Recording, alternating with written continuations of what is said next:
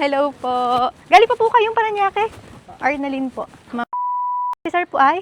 Dito po tayo ma'am, tayo muna mag-discuss. So kung facing is po ang gusto nyo, dito po. Sa 5 na. Ang turnover po natin, kung ano po yung makita natin na yun nga po, bare, yun po ibibigay sa inyo. Kung gusto nyo po siyang ipa-finish, pwedeng contractor nyo na po. Gusto mo, tingnan natin ma'am, yung mga units. Naman po ay Dito po no sa kabila. pressure ano. Opo, no pressure naman po. Hindi naman po automatic na tumingin kayo dito, ay ito na. Apo. May available po tayo dito sa Block 13. May available po tayo dito sa Block 14. Nag-request ng viewing ang kahanggan natin sa Hiraya. Siya na mismo yung namili ng subdivision. Nakita niya lang daw ito online. Hiraya is located at Tayumang-Gili, City, Batangas with total of 3.2 hectares and 469 na bahay ang itatayo dito sa buong subdivision. For the amenities, meron ditong clubhouse, basketball court, and playground. Sa unahan naman, merong mga commercial area at mga shop houses ang itatayo doon. May dalawang phase dito sa Hiraya at meron silang magkaibang access gate. Sa Hiraya Heights, mga complete turnover unit na townhouse ang itatayo. Meron tong parking, 2 bedrooms, 2 toilet and bath, at meron pang balcony. Price starts at 3 million. Ito naman yung napili nilang tingnan, si Hiraya Place. Ito naman yung socialized housing phase ni Hiraya. Townhouse din ang itatayo, bare ang turnover, walang parking, and the price starts at 1.2 million. Habang iniikot namin ang unit, napansin kong medyo nag-aalangan ang ating kahanggan. Sa videos at picture kasi parang mas maluwag daw at mas malaki tingnan kumpara ngayon na personal nilang nakita. Kaya highly recommended talaga ang mag-actual site viewing bago magdesisyon sa pagbili ng bahay. Kasi ibang experience po talaga kapag personal nyong makita yung bahay.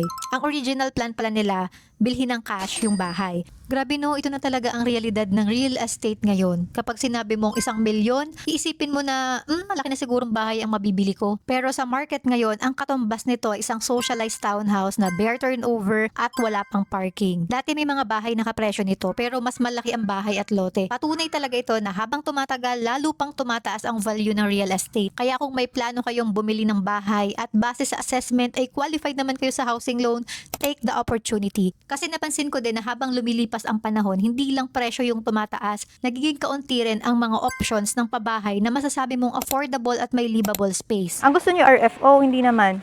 Ako ayaw ko ng RF. Pwede nyo i-check yung Burbank. Dad na ba?